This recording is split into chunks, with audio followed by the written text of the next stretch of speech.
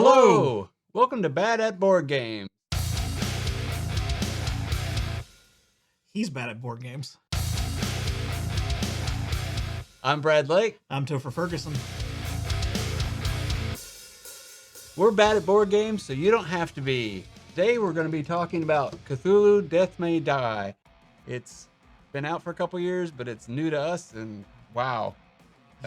All I can say is wow. That's an understatement. Yeah, it is an incredible game. It really is.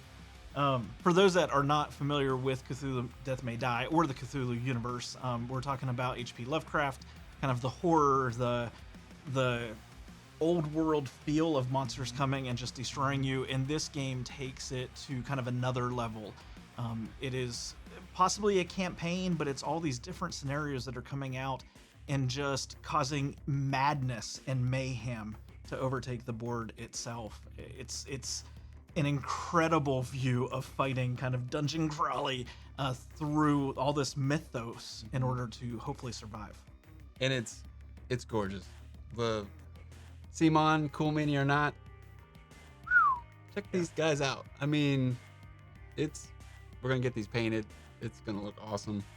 Yeah. Even not painted. I mean, the detail in these things, it's incredible. The boards, the players, you have a lot of options here, but it's like it's not a giant board that you have to like, oh, look at that board, but all the components are really well done. It's just I can't say stunning, but it's electric. It's just like, oh, this is cool. Yeah. And a lot of Cthulhu games are kind of that way. Arkham Horror, you get into this artwork, this theme. It is impressive. I think this takes it to the next step. And I think it also takes it to the next step in the way that the game plays. So yes, it looks beautiful on the board, but the way this game plays compared to, say, Arkham Horror, this is cooperative, which a lot of the Lovecraftian games are. But this is just a little bit more of the nitty gritty, kind of getting dirty and fighting the monsters.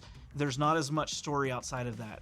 With this game, with Death May Die, you're given a scenario. In the box are 6 scenes that you can play through. You can campaign them, or you can just pick and choose. You're given 2 elder gods, and every one of them has different rules. Every one of them has a different objective, and that objective is quick, fast, and in a hurry. You do one thing. The elder gods are going to come after you. You're probably going to die at some point. Right. But you work together. You upgrade your people so that you are a little bit more powerful. You roll a lot of dice. You hope not to take a lot of damage. You probably will.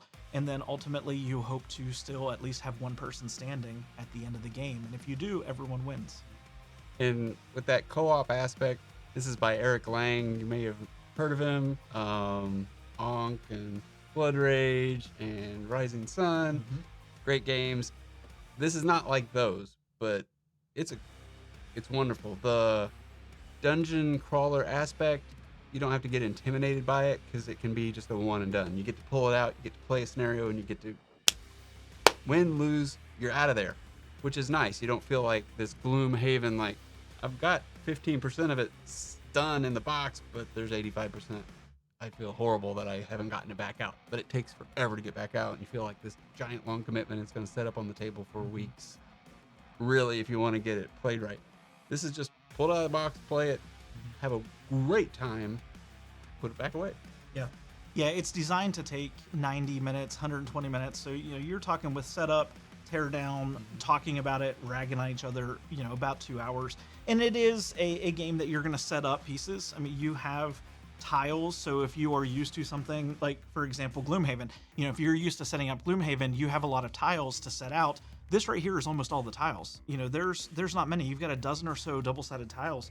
You have a map on how to set it up. It is fast. I mean, when we played this, I'd say we probably spent about 5 minutes in setup, and that was it. From opening the box to getting ready to start the game, maybe 5 minutes in setup. So it sets up fast. It plays relatively fast for a game like this. You're not having to sit down for hours on end. It's not a night of D&D campaigns where you're spending 2 hours setting up a board and then playing. If you like that aspect and you want to get into it, this is a good way to kind of do that, close the box, be ready for the next campaign, or reset up and play a second campaign that night or a second scene that night. And with the variability, yeah, you've got 10, 12 tiles double-sided, but then you've got 10 characters. Like, and these characters are cool, and they all have one unique trait that the rest of them don't have. So there's a couple traits that they do, and they kind of cross over between different people. But I got to be Rasputin. Fire hands. I was a glass cannon. I was the wizard. I was like just blasting everything. Really cool.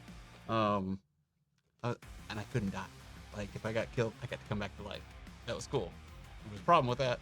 I found the problem with that, but we'll talk about that later. I think the players are one thing that I did like. So I'm a huge Arkham horror fan. I love so many games in this universe, but with those games, you get a backstory and it's about a paragraph. With this game, you do have all of these skills that you're upgrading. It adds more to it. It really does. And it's, you know, the maps, every part of this game is going to be a little bit unique. It's all storytelling. So if you get into the storytelling aspect, you know, that is really good. You are in it. You feel like you're in this dungeon. The scenarios themselves, I'm not going to open the box necessarily, but this is season 1, episode 1. So I have Cthulhu Death May Die season 1, 6 scenarios. It tells you everything you need to do to set up for that. So it has within this one little box the setup for the map, what the Elder God is going to be doing to you. It tells you all the special powers. It tells you what your ritual is. So there is something we have to stop going on, and I think we all know with these Cthulhu games, it's been out for a couple years, but we're trying to stop a ritual. We're trying to stop these cultists from causing us to go insane and the world to pretty much be consumed. And as though it's a spoiler, like you've never heard there's cultists and we have to stop the ritual. Yeah, that's not real deep and new there. I work in higher ed. I stop cultists every day, I think, from doing things. But it does, you know, the map is nice. There's a lot of replayability with the map being so different. And also, not just the scenes are different, but you get 2 Elder Gods in the base game. And so you can pick and choose which one, and they play different. We played Cthulhu, but you also have access to another god and his minions, his mini gods, if you will, or spawn. And so that also changes the gameplay a little bit, which is nice. Cool minis? Or not. Yes, they are cool minis or not, I would say. No, they're amazing minis. Oh, I forgot what I was supposed to say. So this game is so good. I really kind of expect this to be in our top 5 of this month for our gaming group. If you want to check out what we were playing last month or the last couple months, I've got a link down below. It says top 5 December. It's kind of top 5 in the fall, early winter. Check that out. But stick around. We'll definitely have some more. What's coming up? What have we been playing? And I like the game. What can I say? Yeah. And I think our group will really like it. At least I hope. I hope they will. Yeah. Well, we had Ara played this. You want to start talking about a little bit about the game because we played a 3-player, and Ara was new to this, and she liked it. Yeah. I think that's one of the things that was good about the game. I didn't know bringing somebody new into it would be easy. Our game, like I said, we played scenario 1 with Cthulhu. It was chaos. It was amazing. I mean, from the very beginning, it started slow. And so, you know, all of your characters are at their base powers when it comes to their abilities. And we just went on the map saying, what do we do? You know, there were a couple cultists on the map, whatever. We were walking around. But it kind of started picking up, not necessarily in us doing better, so much as, you know, the cultists spawning and fire consuming us and stuff like that. Yeah, couple things about the mechanics. One, the more insane you get, the more powerful you get. And I mean powerful. Like I was wasting everything that got near me, even at the end when I was fighting the big boss, right? But the other thing is the scenario, the way it works is it's kind of like the Matrix where Smith keeps coming at Neo and he's just more, I need more. It starts to feel like that. And it's like, oh crap, you can't like dungeon crawl it slowly. I'm going to clear this room and move to the next. It's like, no, it's just going to keep throwing stuff at you. So that mechanic was great. Yeah. It when I say it started slow, it wasn't necessarily that the game wasn't attacking us that fast. No. I mean, it started, and there were a couple moments. I tend to play a little conservative, and I think that was kind of some of the fun we were ragging on each other, is that I didn't want to take too much insanity, even though I did want to upgrade my player abilities. I was kind of holding back because I don't want to be eliminated. It's player elimination game. I wanted to play the game. I want to play the whole scenario. And you were kind of egging me on, being like, do it. Take the insanity, get more powerful. But it did.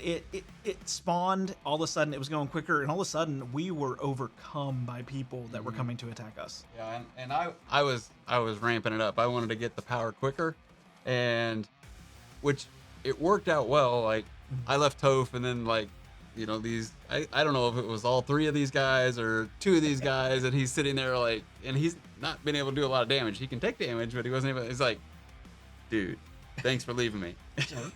It really did. Like, it was like, here I am. I was like, I went over to do something on the side. Like, I don't know, mess with one, some little task. I was like, I can take care of it. It's not a big deal. It's not a big deal. And I had range. I didn't have to be in the same room as somebody to attack them. In fact, I was better if I was further away. And then all of a sudden, I had like 2 of these large things and some cultists that were like, right immediately on top of me.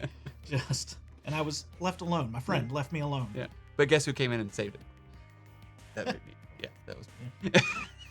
There's some give and take with that, I think, a little bit too. But yeah, it started going pretty quickly. You know, you had some pretty big plays. Brad started us off in terms of collecting our objective. I think I came in and destroyed the second of the labs, trying to get to the point of spawning Cthulhu so that we could win. Yeah, we got to that point where it was like Cthulhu was like all the way down in this track. He's getting real close to coming out, and we're like, oh, we're taking too long. Yep. And so he went and blew that one up, the lab, and then I went and blew up the third lab, and luckily when I flipped that one over, it caused a chain reaction which spawned Cthulhu, and he happily came and sat on top of my face. He did. He spawned directly in the room with him, and it was like, just come to the closest, come to whoever created this, and like I thought he would like be far away. No, he was like, hi, I'm right here now. In this game, there's several ways to die. That's true in all of the Cthulhu games. Several ways to die, only one way to win. And with this one, you know, you need to go insane. That is a part of this. You need that to upgrade your power. But if you go too insane, you die. Brad's special ability with the man that he was playing was that he couldn't take physical damage. He didn't take any physical damage the entire game. He didn't die from physical damage, and he took no physical damage. Yeah. But his sanity was about as insane as it could go. And then all of a sudden, here's Cthulhu literally slapping you in the face, laughing at you. Yeah, so he came in, and I think I'm right here. And the interesting thing about the game, which you don't know until you've played it, is that he makes you go in one step further insane. A lot. Like it is. It doesn't seem like it's every turn. It's almost like every player's turn, but I don't think it's that much. But I was right here, and so he came down, sat on me, and then I wasted him. I destroyed him. I had like all my dice. I had like every dice that you could have in the game. Boom, blew him up. Got rid of his 12 hit points, and I'm the only person that can die and come back to life, except for insanity. Died. And he was eliminated out of the game. But I killed Cthulhu like just like that. It was so cool. Did. However, Cthulhu you have to defeat multiple times. Yeah, so I killed round 2 or something like round that. Round 1, I think, yeah. And we continued. Ara and I had to continue. We had to buckle down at that point because Brad was out of it. So everything was happening like a little bit faster. 2 or 3 more turns after that. Yeah, it wasn't much. Yeah. Ara thankfully had the ability to sneak, which allowed her to get past a multitude of nasty monsters to be able. I was on fire for a long period of time. Which was fine for me. Yeah, but you made the choice of like, it's better for me to be on fire and running around than try to put the fire out. It really was. So Ara snuck around. She destroyed the last lab, which allowed us to, at that point, I think, defeat Cthulhu. Actually, she must have done that before you defeated Cthulhu. And then she tried to get back to help me. She did give some damage, I think, to the second spawn, and then the third spawn, fortunately, was not too far away from where I was. And because I had the ability to fire from a distance, it took a little bit of try, but it came down to, I think, Ara was eliminated, and then I think I had 1 turn left before I would have been eliminated, and we would have lost the game. Yeah. And it came down to the very final play. It was like, it's that whole, it's almost like a movie, Star Trek. They get to push the button right before the whole ship blows up. It felt like that. And so, dying. If you play this game with some people you don't know, you probably won't have as much fun because there is player elimination in it. But when you're kind of friends or you have a group of people you like, and then one of you dies, and as long as it's not like super early in the game, it was fun to still kind of be like, oh, and you're still kind of helping. Like, what should the team do to finish it up, right? That's one of the things I like about all these things were just coming out. Yeah. When you play these cooperative games, it usually only takes one person to win, and everybody wins. And so, because we do rag on each other, and even after you were dead, we were still like ragging on each other, because we were friends, because we were invested in the game together, we did. I mean, it was like, here's more. And it's not just like, oh, here's one more to come get you. It's like, oh, in one round, here's everything, die. I mean, it's just, it just happens so fast. And set out so many cultists. He's like, what are you doing? I'm like, this is what the card says to do. And he's like, oh. I think at one point I went to look at the box to see if there were any more to go out, and we had no more. We were pulling like monsters from other side of the board to come sit on top of me because it just, thanks to him, spawned 1,000 people in one space at one time. But it was mad fun. I mean, it worked out. We won. I think even if we would have lost, it wouldn't have been a bad thing. We would have had still a blast and probably be laughing about how Cthulhu destroyed us. Brad is bad at board games, so he was eliminated first. That's not a shock. Thankfully, you did help a lot. With the blaze of glory. With the blaze of glory, yes. Fire hands. Your hands were on fire. But yeah. It was a lot of fun. So, I know you like Cthulhu, so you're biased. So just remember that. He's got every Cthulhu thing. He didn't have this one. He just got this one. So it was surprising he didn't have it already. Where do you rate this? What do you think? Where do you think I rate I think it? this might be your favorite game. This is up there. This is absolutely up there. So I am known for not giving like perfect scores to anything. I think my students hate me when I grade papers. I find little details and take a point off. 9 is usually the highest that I rank games, and there wasn't even a question. I actually almost gave it a 10. I really did. It satisfied some of the itch I have to play Arkham Horror and some of these other games so well and it plays so much faster. I mean, Arkham Horror, I've had games that after 10 hours were like, I think we're just going to call it quits and just be done with it. Right. It played so efficiently. It played so fast. It played so fun. And even all these monsters coming at us, all the anxiety that we had going in it, we still were laughing as Brad's hands of fire came in and just started destroying things. So yeah, for me, it is a solid 9. I'd maybe even rank it a 10. It's up there at kind of the top of some of my games. And I know I probably talked about Gen Con too much, but I was exposed to this at Gen Con when it released, and I was excited about it, but then I sat down and played it, and I think this gets into the group you have to play it with. I played for 5 minutes and I died. So you can mitigate all of that. You don't have to stay on fire, and there's different ways to do things, and you can actually heal yourself. So you're not going to die. You can't just run through everything and expect to live. You have to be purposeful, but you have to be expedient. Otherwise, things just keep amassing on top of you as well. So my first experience was like, no, I'm not going to buy it. But then actually, the more you get into board games and you're willing to be like, I'm interested in playing a game even if I die, right? Yeah. This was great. This is absolutely a 9. I have some ideas on where this would be in my my top list for of all time, and it's way up there. It's at least a 9. Yeah, it's at least a 9. It's stunning. It's sad to me that there's only 6 scenes in this. Like, we finished playing that night and I was already online being like, I know I'm gonna get season 2. Like, I know I'm getting season 2.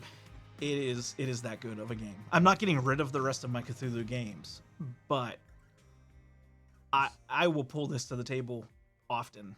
Well, and because it's not 8 hours, like the other Cthulhu game you love, you can play it an hour and a half or less.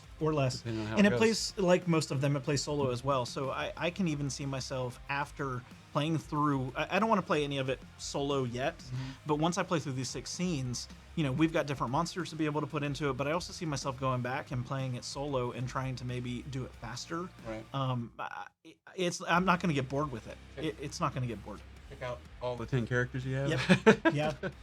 Yeah. It's funny. I was actually going to go with Rasputin because I do have a little bit of anxiety of I don't want to be eliminated in these games, and because you couldn't die, I was like, that's going to be the perfect one. I don't remember exactly why I went with this guy. He was awesome. This is Adam. It's Lord Adam Benchley. He was awesome. Like, it really, R's character was really good. Yeah, and like, okay, so you look at somebody else's character and you're like, it's not very good. But as they power up, you're like, holy shit, that's really good. And what the heck's going on? Like, I don't think there's a bad character here. And then once you play a scenario and you start looking at the other characters, you're like, oh my god, that would have been great in this part, or this person had this power, it would have been, like, it's pretty slick. It is pretty slick.